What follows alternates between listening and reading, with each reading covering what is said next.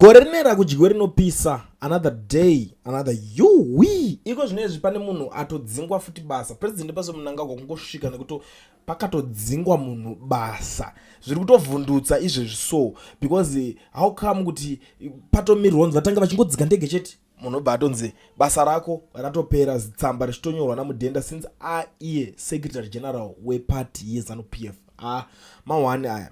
So where did the street mamirira zvakaita tsamba iyi masecretary eri kuita zvoni iri kubuda pachinzoni comrade brigadier retired general Ezekiel Zabanyana director general weZanupf ndiye ari kupiwa tsamba ari kunzi I hereby inform you that his excellency the president and first secretary of the party has directed that your position as the Zanupf director general be terminated immediately. Meanwhile, the party tenders its gratitude for all your rendered services and wishes you well in your future endeavors in life. According to Treasurer General will compute your terminal benefits. Please liaise with the Treasurer General's office for any queries that you might have. Be guided accordingly.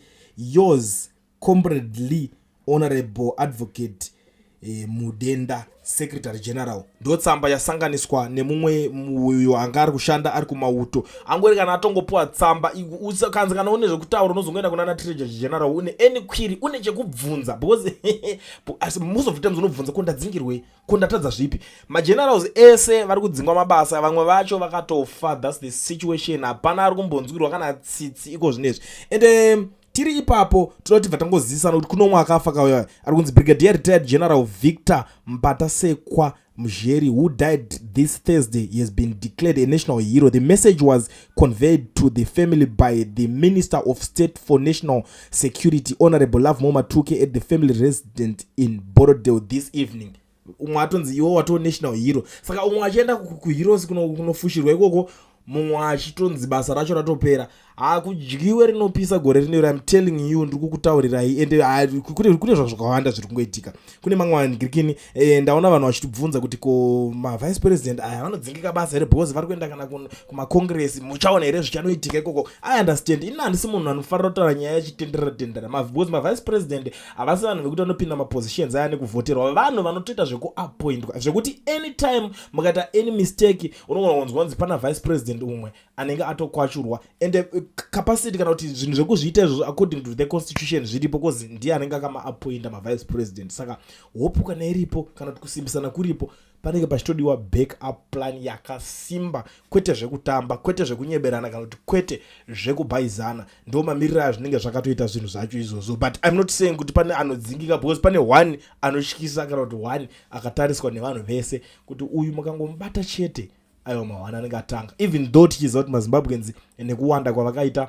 vakatogona kungoti sorry chiita hasha like what they were doing kuna Mudarageza. They were busy hyping him left right center every day, kuseni manheru kwese kwaenda mumakombi mabhazi kwese diaspora to diaspora.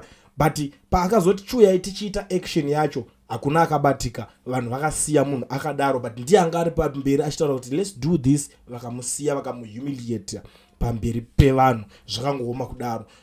Zvikati vakatanga kuzonzi zvinhu zvako zvakaflow pakadzoka kechitu zvikanzi let's do a stay away, hakuna akatozobuda wese, zvakabva zvatowedzera. Saka zvinhu zvacho hazvinzwisisike zvine zvingodai zvikada kubuda zvakadai zvikada kutaurwa zvakadai anenge ari mawani. But this mafeed dynasty vari kugadzirira, they are preparing zvekutodaro vakada unonangana nemutare. Nyaya yekwamutare ndo yanyaonetsa kwamutare kuri kutonzi hatisi kuzodiscussa nyaya dzesuccession because ivo vari kuziva kuti chimuti ndo vanacho succession kudi vana vachiti succession munoita sei inodiscusswa mameetings masvina nemusoro zvinotaurwa uko then kukonzi kuti kunotaura nyaya dzakadai so pakangoonekwa kuti ningi naningi ndo vachadziya musoro like zvandakakuudzai ndo vanhu vari kudzingwa mabasa. Hazvishamise izvozvo kuti mageneral zvino izvozikana kuti uyu general ndiye achanomira achinotaura zvakadai uyu achanomira achinotaura zvakadai so onaika pamashure apo Obed Mpofu akabviswa hana kana 2 weeks abva icho zvino kwatobviswa mwe general futi kupi kunenge kwakanyatsonangwa kuri kuenda zvinenge zvizonyatso zvinopera sei kana zvakudai so kuti vacho vamunenge muchitemba vanongobviswa at any given time. Zvotosiririsa ende zvotorwadza futi kungoona zvinhu zvakadai so zvingoitika maitikiro izvozvo. muri Zimbabwe ndo nyaya dziri panapa dzinangondiwe nadzo ndakakubatirai, but before I disappear again ndikangokuzivisa ndatora mukana. Kana uri muSouth Africa uda register company vovhurwa FNB business account usina work permit kana study permit, bata Owen education research ane namba dzandaisa pa screen izvo. So ndiwo company 1 inogona kuregistera yokuvhurira FNB business account usina work permit iyoyo. Chinongodiwa chete ipapo ivalid passport yako yawakapinda nayo munyika, yaunotenga nayo mpepo, yaunoita nayo madhira akasiyana siyana, yoenda nayo kugame, yo anything zaunoita nepassport yako, as long as ichirungoiswa chidhindo paboda chete inovhura FNB business account, inoregister company. Conduct Owen izvo so zvokuti hauna permit haisisiri problem. Education research is the solution. They are reliable and affordable. Yoshela Kulian TV Team VAT asi vanhu vachishamsika. Kulian TV haichatsika, saka subscribe wozolaika, nichawana zvisapa nachichazosha. Everybody say Kulian, Kulian, Kulian, yeah. Information need